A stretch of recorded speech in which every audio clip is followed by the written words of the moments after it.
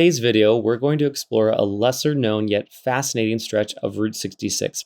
From 1926 until 1953, this legendary highway snaked through the rugged Black Mountains of western Arizona, passing through the picturesque town of Oatman. Travelers braved this challenging section of the Mother Road, driven by dreams of reaching California. Join us today as we journey from Needles, California, up to Oatman and east to Kingman, Arizona, rediscovering a forgotten part of Route 66 history.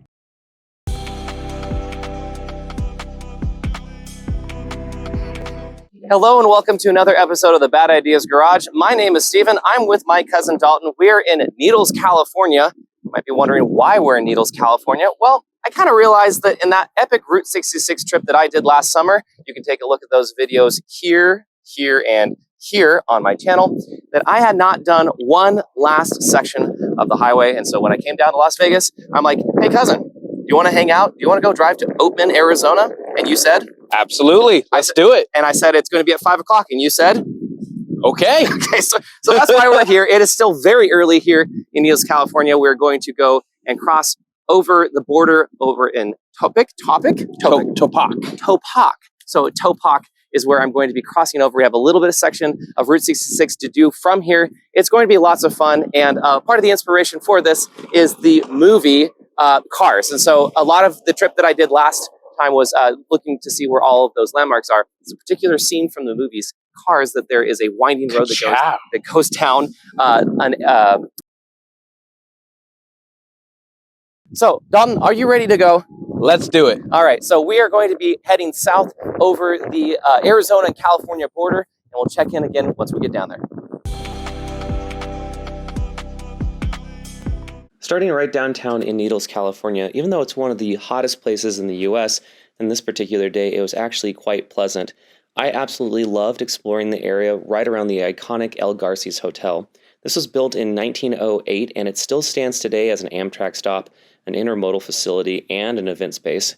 Walking around the immediate area around the hotel is definitely a must. There are some really cool old buildings, including an old theater that is now a museum.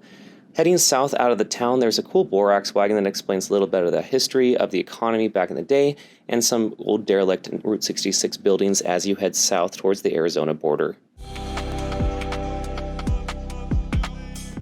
Crossing into Arizona, we stopped to admire the historical bridges in the area, including this white bridge.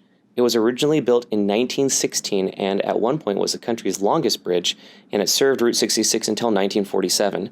Today it still stands to support a natural gas pipeline. Continuing from here, we saw a sign that said that there might be burros on the road. That was fun. We didn't see any until we got up to Oatman.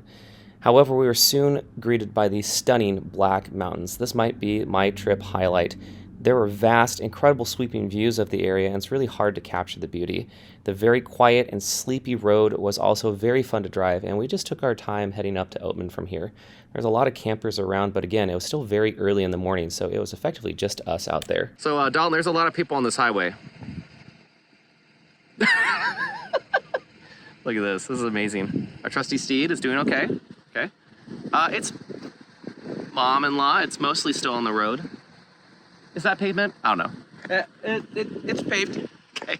We're about halfway up to Oatman on the Oatman Highway, coming from the south and from the west. But yeah, it's just lovely out here. Despite my best efforts to capture the mountains and a little bit of car photography, I think I decided I'll leave it to the professionals from here.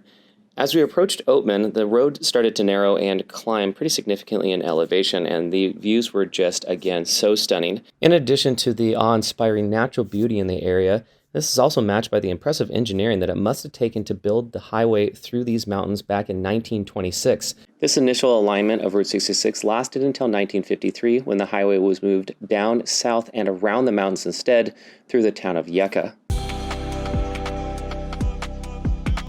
We arrived early in Oatman, just as the town was waking up. True to what I had read, it felt like time had stood still here. Oatman began as a mining town in the late 1800s and boomed between 1915 and 1917, with major mining operations continuing until 1924, when the primary company at that time shut down. By 1941, all mining operations had ceased, Despite this, Route 66's presence in the area from 1926 on allowed the town to persevere until the highway's realignment in 1952. Afterwards, Oatman effectively became a ghost town, but today it's home to charming stores and businesses that cater to tourists who are passing through. Despite my thorough research on Route 66, I didn't fully grasp how treacherous the road is considered from Oatman to Kingman. I've driven on challenging roads before, like the road to Hana in Hawaii, so I wasn't really too concerned. However, the lack of guardrails and the steep drop-offs shortly after leaving Oatman demanded my caution and full attention. If you decide to take this route, just make sure and take your time and enjoy the scenery. There are a lot of turnoffs as you're heading up and down this part of the Oatman Highway, so make sure and stop and appreciate the views. The windy road spans about 8 miles before things straighten out and flatten as you head into Kingman. I was also very grateful to be driving a familiar car. This lovely blue Mazda 3 belongs to my mother-in-law. Thanks again, Diane, for letting me borrow it. I drive the same vehicle, it's just in the color white, back home in Oregon. I probably would have felt a little less comfortable driving this if I was in a wide SUV or a big truck, so if you have one of those vehicles or an RV and you want to drive this part of the road, just exercise some caution.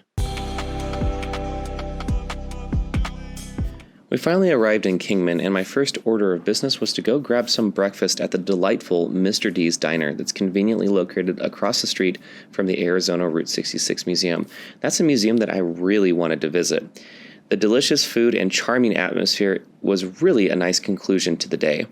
Across the street from this is also the locomotive park that features a steam train and a caboose. Both of these have their own history, which is really cool to read into. My main interest really was the adjacent powerhouse, however.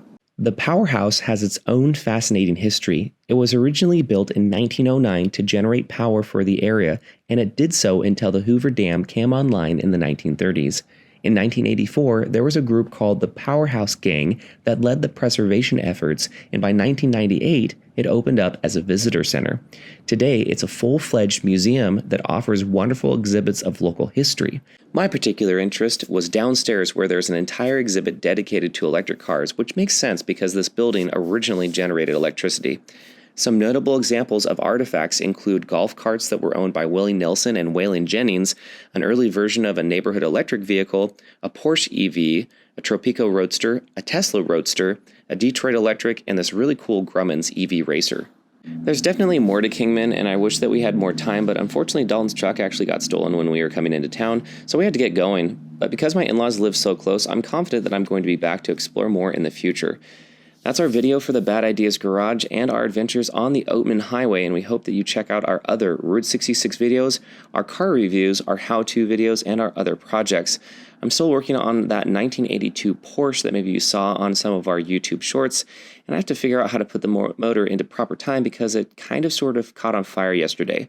So make sure and like and subscribe to figure out what happens next.